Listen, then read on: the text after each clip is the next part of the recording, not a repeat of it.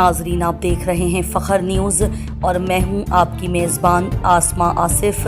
आइए नज़र डालते हैं आज की अहम खबरों पर।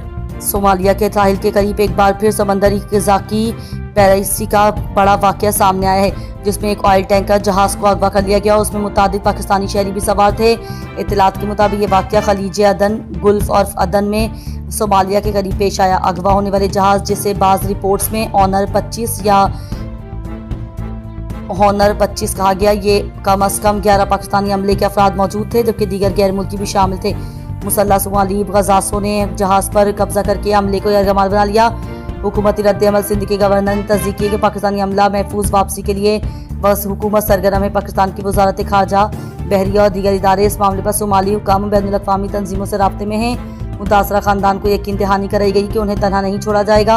अहले खाना के मुताबिक मगवी अफराद ने आखिरी राब्ते में बताया कि वो शदीद मुश्किलात और खुराक की कमी का शिकार हैं, कि ज़ाक मुसल्ला हैं और सूरत हाल तशवीशनाक बताई जा रही है। माहिरीन के मुताबिक सोमालिया के साहिल पर एक बार फिर समंदरी ग़ज़ाकी में इजाफा हो रहा है।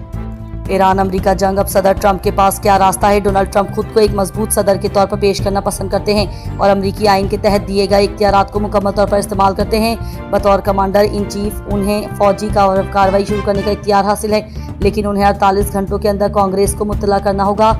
ईरान अमरीका जंग के मामले में उन्होंने 2 मार्च को बर्बाद ऐसा कर दिया था, लेकिन अब एक दूसरी डेडलाइन करीब आ रही है। अमरीकी सदर आगे क्या इरादा रखते हैं?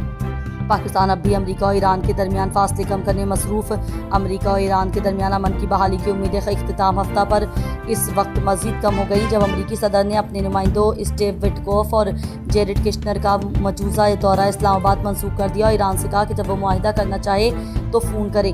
इसी दौरान ईरानी वज़ीर ख़ारजा अब्बास अराग़ची ने भी वीकेंड पर 2 मरतबा पाकिस्तानी दारुल हुकूमत का दौरा किया।